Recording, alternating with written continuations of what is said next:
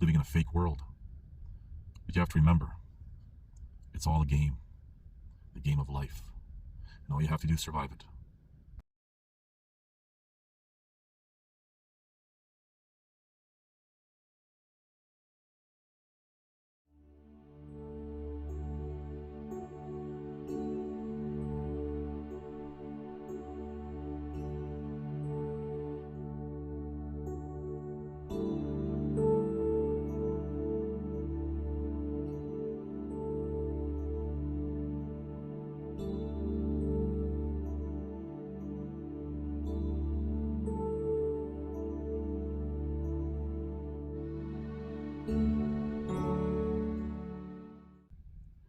Now, survival.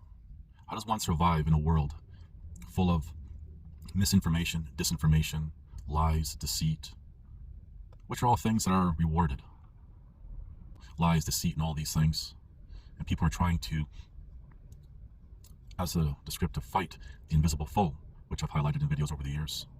And it's this invisible foe that comes in many forms, whether it be financial, it can be a belief system, a religion, it could be political, it could be laws, it could be something that's not tangible but is treated equally as something tangible because it affects our lives. So we have to endure these falsehoods.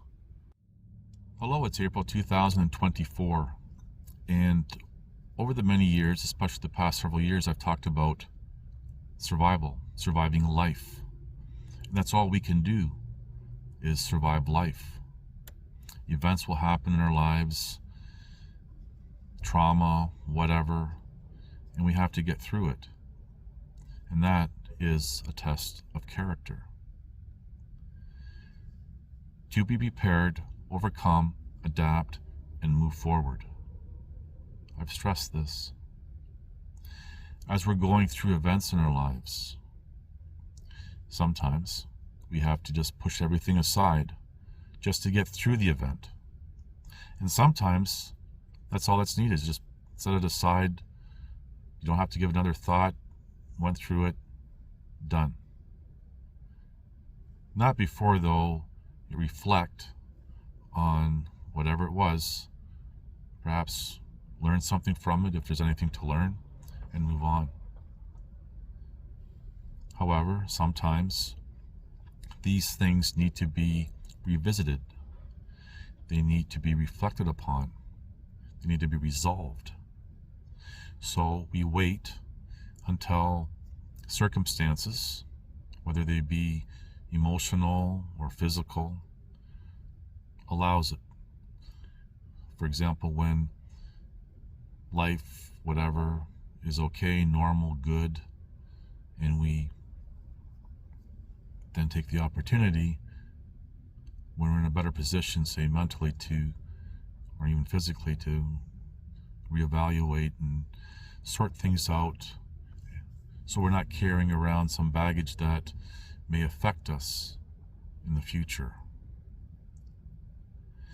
Sometimes that opportunity may take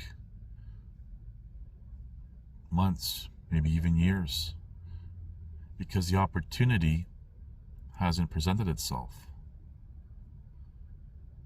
For example, when you deal with a wrongful conviction and you live in the aftermath of that, say your life is destroyed, it's completely changed, you make the best of the situation afterwards.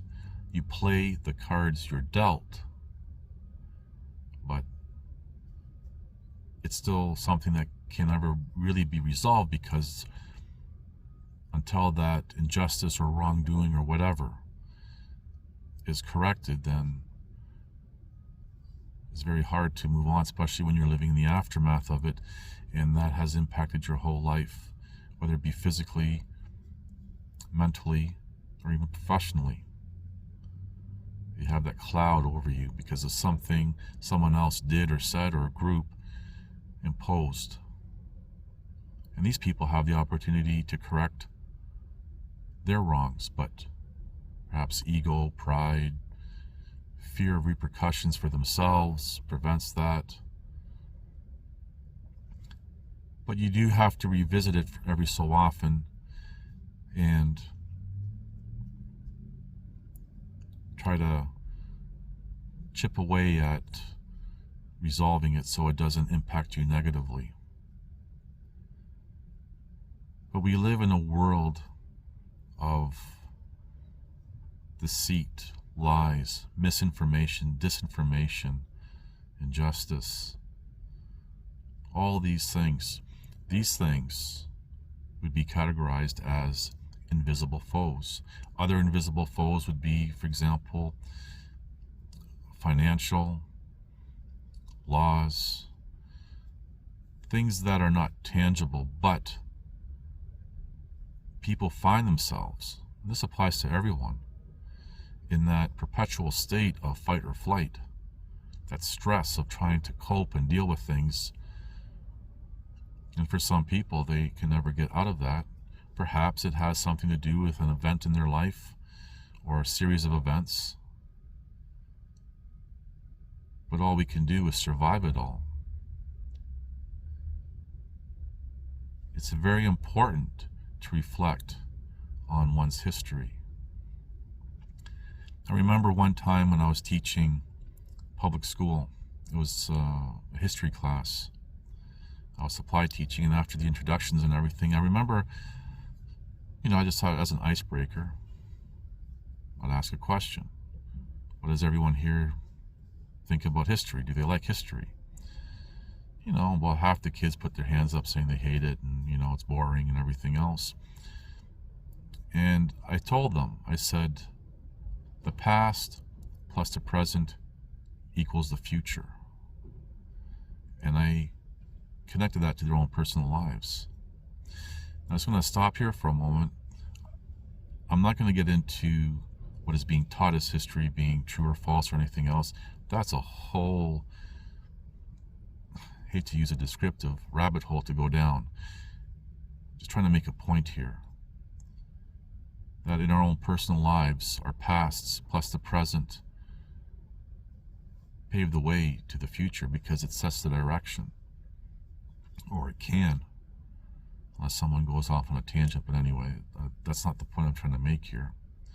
And these kids, they really paid attention after that.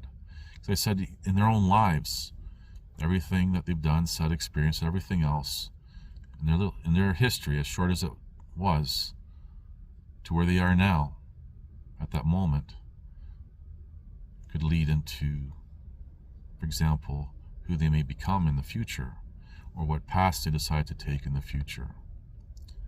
So it's very important to reflect on our past in order to survive. And that ties in with reflecting on our lives. A lot of people, they don't reflect on their lives until they're elderly, when their whole life has gone by, and then they look back and going, oh, maybe I should have done this, or maybe I shouldn't have done that. Just at that point start to reflect, because the circumstances in their life, say being retired, taking the opportunity to smell the roses, look around life, see how crazy the world's gone. They start looking back on themselves and going, oh. And then they start to go and open up those Pandora boxes that they set aside of, for example, traumas and events in their lives that were never resolved. And then they start piecing together their whole life from that. And sometimes they even understand themselves better at that point. Now, some people, they instinctively do that. They start reflecting on their lives and throughout their life and dealing with things when the opportunity presents itself, circumstances, and they can revisit as a descriptive traumatic events and deal with it.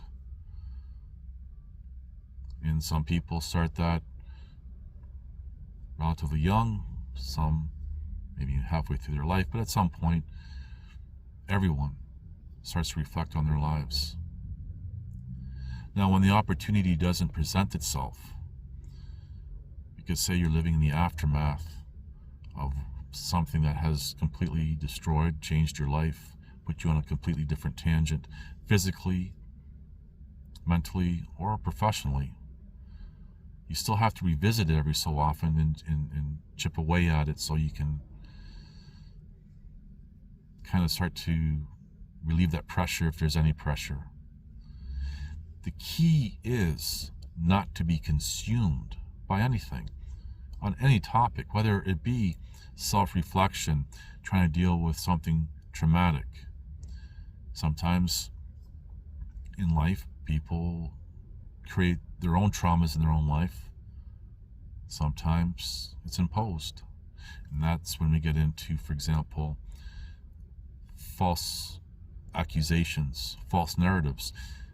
There is a distinction between the two, because you can have a false narrative about someone without really having a false accusation. A false accusation may have a false narrative. They're very close, but there is a difference between them. So when you're trying to resolve something, you really need to understand that event, whatever it was, learn from it, resolve it if you can, but don't be consumed by it. And it's when we become consumed by anything, on any topic. I'm going to segue here for a moment. I've highlighted how some people, many people, are consumed with negativity, and they're drawn towards, for example, content creators who perpetuate negativity under the guise of truth, freedom fighting, and all this other nonsense. There's other people who are consumed by speculation. They'll hear a story and start trying to be a conspiracy analyst and figure things out and everything else. And I'm not saying there's anything wrong with, maybe trying to figure something out. But what we see a lot in the world is people being distracted by other people's drama. The distraction. But anyway, I'm going off the rails here. But when we look back on our own lives, it's important to understand what happened, come to terms with things when opportunity allows. When opportunity doesn't allow, you, for example, may be bouncing from one thing to the next, because there could be a chain reaction of events that started with one event. I look back, just going back to the events that took place in Calgary, Alberta. Really, for me, it started in 2012 when I thought I was doing the right thing by trying to tell others in positions of authority there's something going on with sexual abuse, sexual trafficking of these vulnerable women. And the whole complexity of this, from where I'm sitting, it's not really complex, because I'm just trying to think, there's like three parts to it. We have the people who were imposing this, very influential people, very upset. We have the female central to my story, upset at me for whatever, I don't even really know what. And then when, for example, the two former Calgary police officers did what they did, they were upset because I was trying to expose that. And so you have, as a descriptive, three different parties with invested interest to silence me, to destroy me, to discredit me. And this is where the complexity of it all, for people who especially new to my story, are trying to figure out. There's not just one element. There was several elements involved. And then, for me, reflecting on all that, which caused a whole chain reaction of events in my life, is important to resolve. But I'm living in the aftermath of my life, my future, completely destroyed physically, mentally, and professionally. Never had an opportunity to be able to just, as a descriptive, kick back and say, okay, and resolve it in my own mind, because the injustice has never been rectified. Living in the aftermath of it, say, for example, the injuries and the trauma that I went through, and then having to survive in the wilderness out of my vehicle for years, and remembering not having food,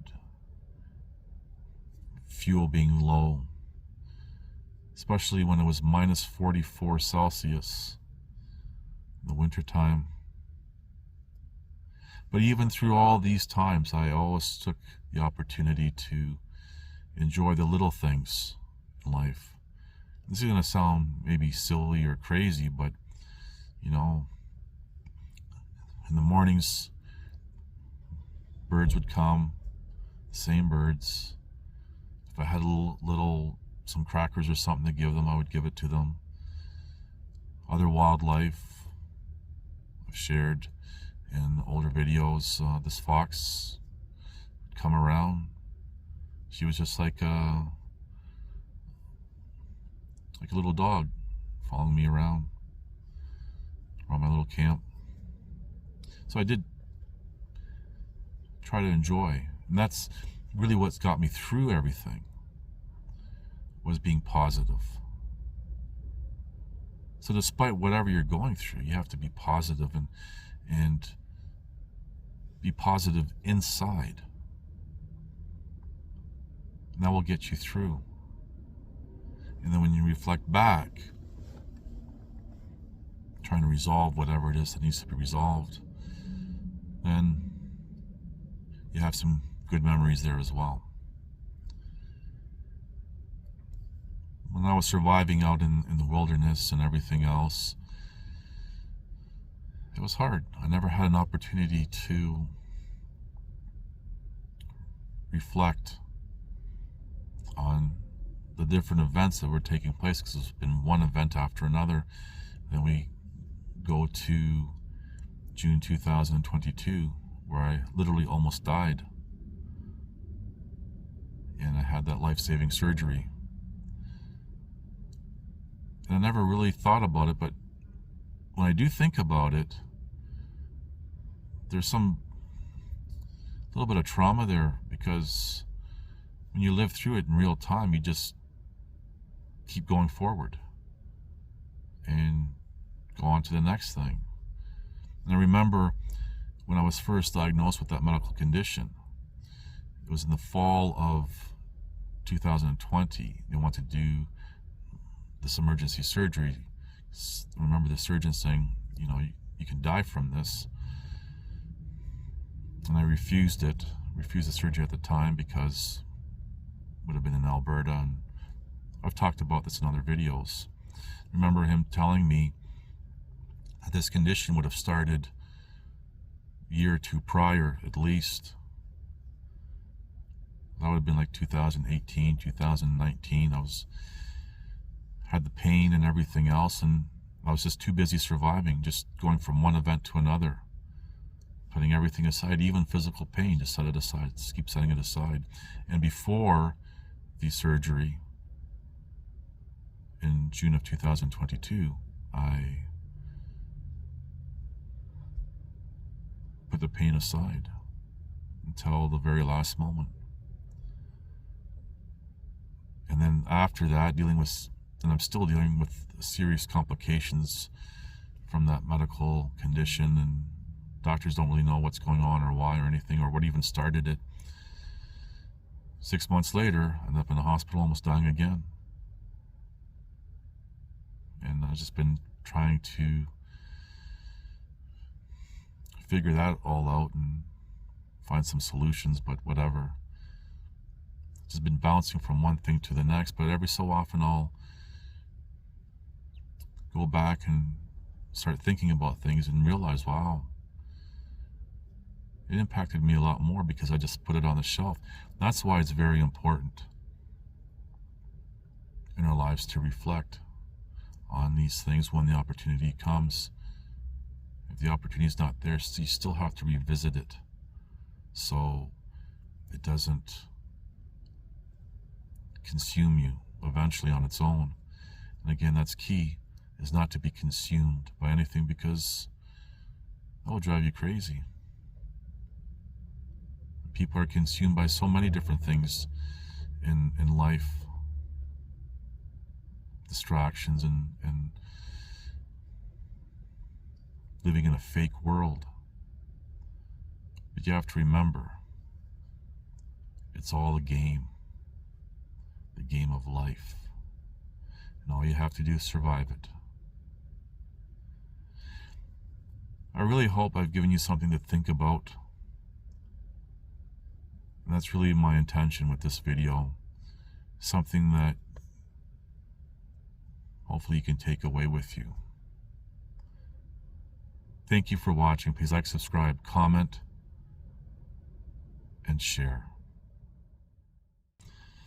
Most people, one of the elements, cannot separate their emotions. And their emotions create a weakness because, one, they can't control it, and two, most importantly, it clouds perceptions. Now, I'm setting aside, for example, the things I've talked about with social conditioning, also known as social engineering. Some might even call it brainwashing, whatever. And people are getting bombarded with this from every direction, whether it be television, music, even the internet. And we can see a form of this even with peer pressure in our everyday lives. Now, I know for myself, I don't dwell on the hardships of my past. I don't blame others necessarily, thinking back into my far past, for any hardships or anything. But at the same time, no one gets the credit for my accomplishments. Never had the opportunity where everything just settled down, life became good, and I was able to move on, pick up the pieces of my life, and, live happily ever after. When you're living with something that hasn't been resolved externally, it's very difficult to resolve it internally, but you have to cope. Coping comes with the strength of character. I just had to bounce from one thing to the next thing, trying to survive, keep going, and never had an opportunity, even now, to just take a sigh, put my feet up, and go, okay, let's reflect on all that and see if there's anything that needs to be resolved. But when I do think about those times,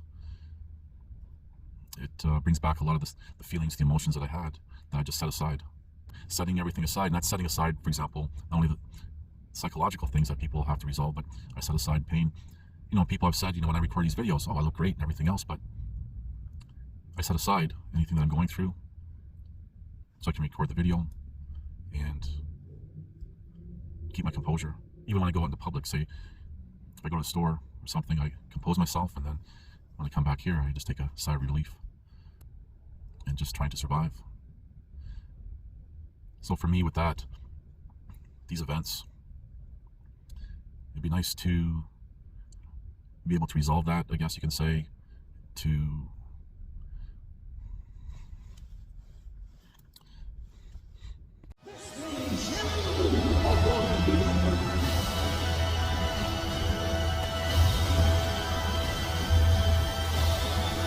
listen to this and write it down if you can't remember it. You're never going to outgrow warfare. You simply must learn to fight. I hear people saying to me, when is it going to get easier? When you die.